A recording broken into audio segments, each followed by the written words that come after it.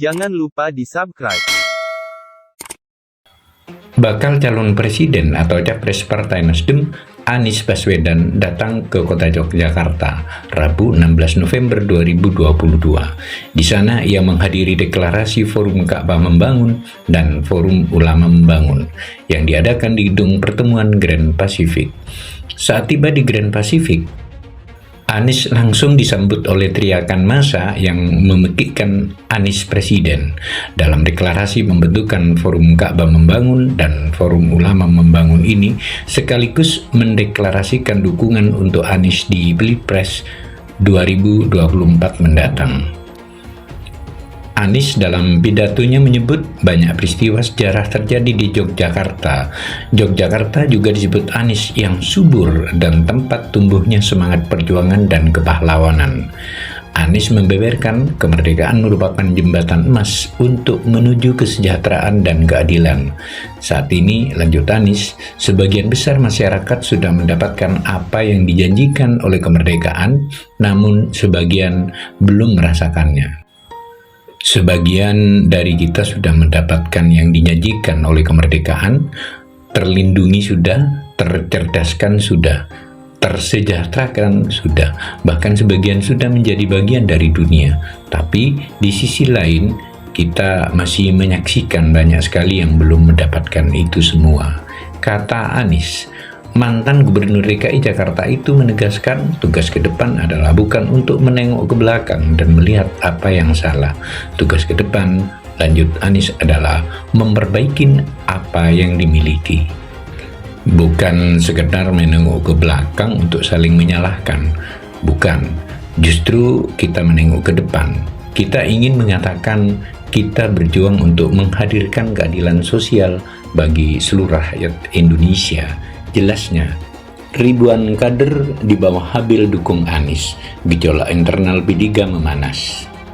Kader senior P3 Habil Marati memimpin gelaran deklarasi mendukung Anies Baswedan sebagai calon presiden di Pilpres 2024. Habil menjelaskan deklarasi bersama Forum Ka'bah Membangun sekaligus menyalurkan aspirasi keluarga besar P3 yang mendukung Anies maju di Pilpres 2024 juga demi membawa P3 lolos ambang batas parlemen 4% pada pemilu 2024.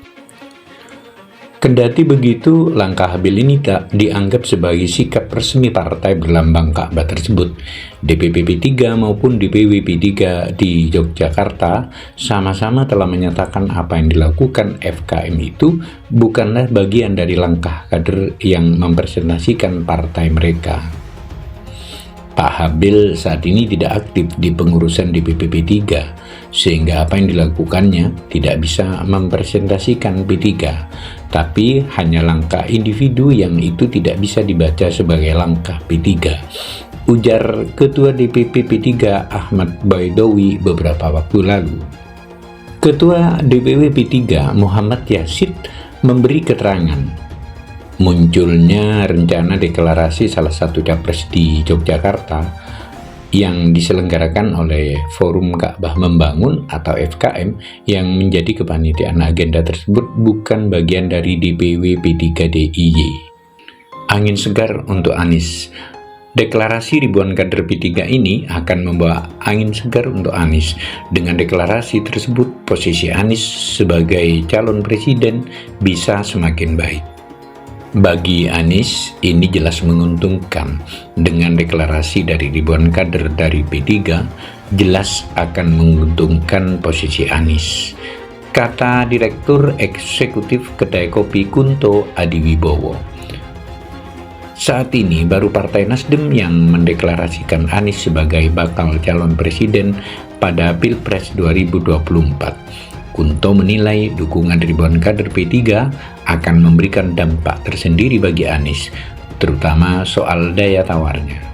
Senada dengan Kunto, Dedi juga menilai deklarasi dukungan ribuan kader P3 di Jogja ini penting bagi Anies.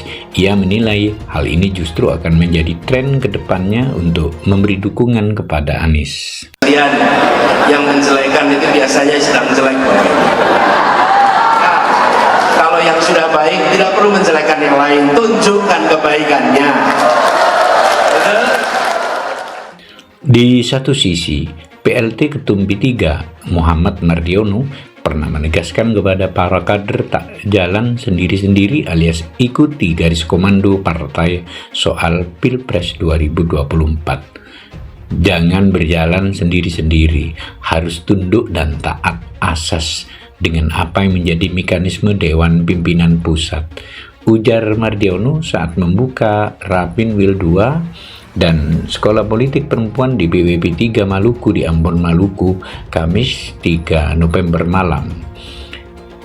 Menurutnya, urusan pengusulan Capres 2024 akan dibicarakan bersama dengan KIB. Pasalnya, terkait kandidat calon presiden masih punya waktu yang panjang dan kemungkinan ada partai lain yang bergabung. Mardiono mengklaim KIB sudah memiliki tiket premium untuk mengusung pasangan calon capres dan cawapres di Pilpres 2024. Untuk itu, ia menegaskan kader P3 di seluruh Indonesia tetap satu dalam garis komando dan taat barisan.